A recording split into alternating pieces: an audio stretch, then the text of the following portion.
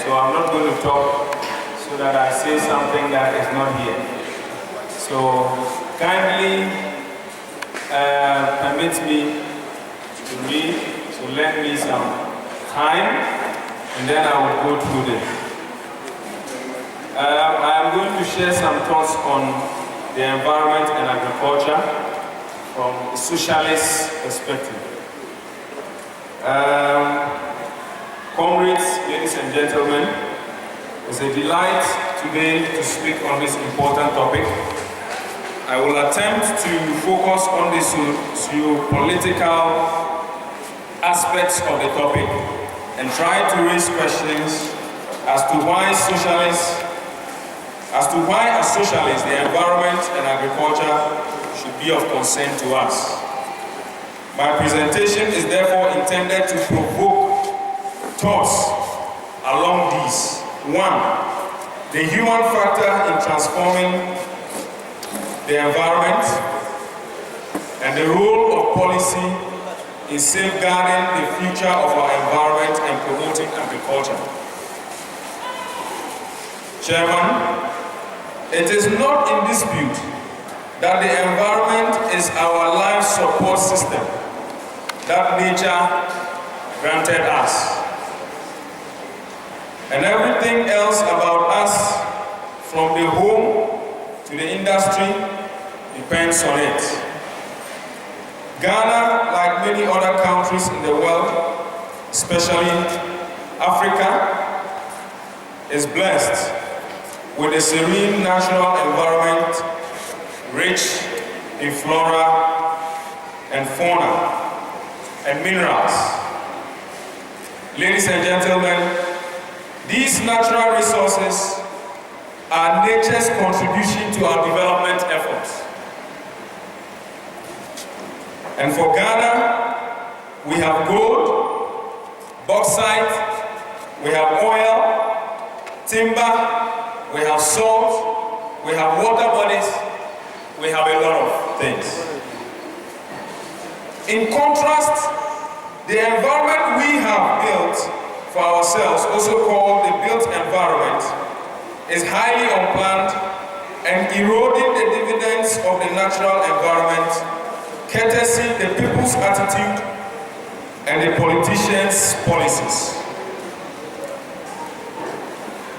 Mr. Chairman,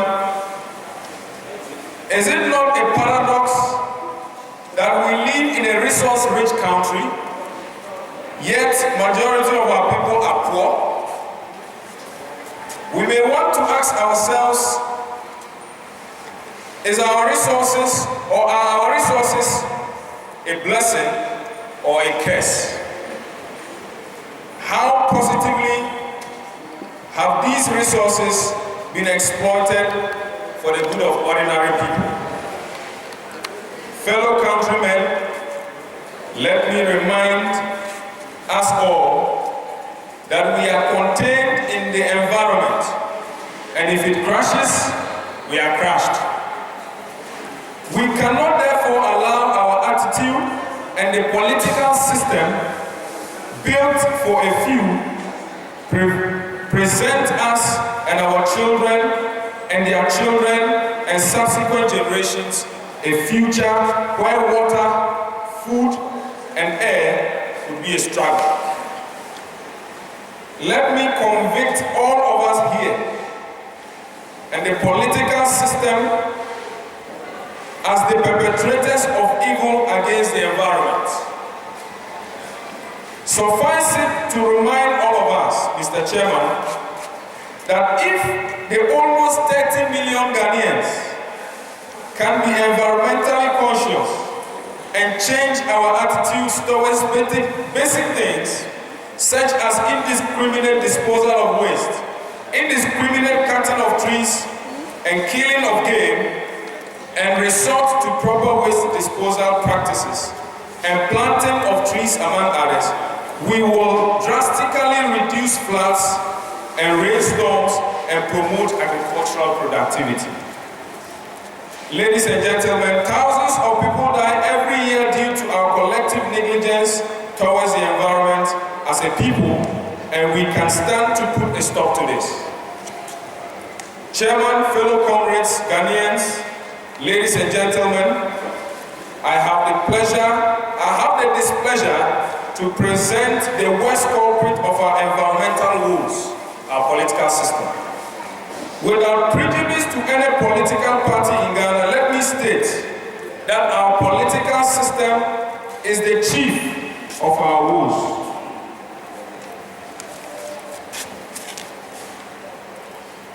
I am talking about the system that takes the land of poor farmers and gives it to foreign mining companies who destroy it beyond repair and make the people even poorer. I am talking about the system that grants licenses to companies to clear our forests without planting trees. I'm talking about the system that turns out graduates but does not provide jobs for them. I am talking about the system that pays a few people thousands of Ghana cedis and the masses nothing. I am talking about the system that imports rice, maize, and tomatoes and allow its farmers to commit suicide. I'm talking about the system which makes politics business, not nation building. I'm talking about the system that makes members of a political party more important than just being Ghanaian. I'm talking about the system that enriches the few and impoverishes the masses. I'm talking about the system that knows right but does wrong. Ladies and gentlemen, I'm talking about the system that reversed the development trajectory of our country that was set out by Dr. Kwame Nkrumah and put us on a path of hopelessness. Chairman, how long will we claim to be lovers of country and yet trade the future of our country for a defective political system? Let us begin to talk to ourselves. Let us begin to talk to our families and friends. And most importantly, let us act to make Ghana a home our children can be proud of. In summary, Mr. Chairman, we are heading towards an environmental catastrophe, and we have not succeeded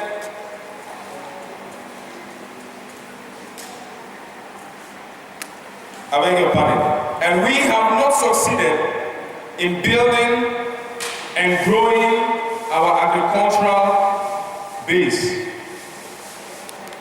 You cannot transform agriculture and environment in favor of the majority unless you change the values and interests of the powerful human actors.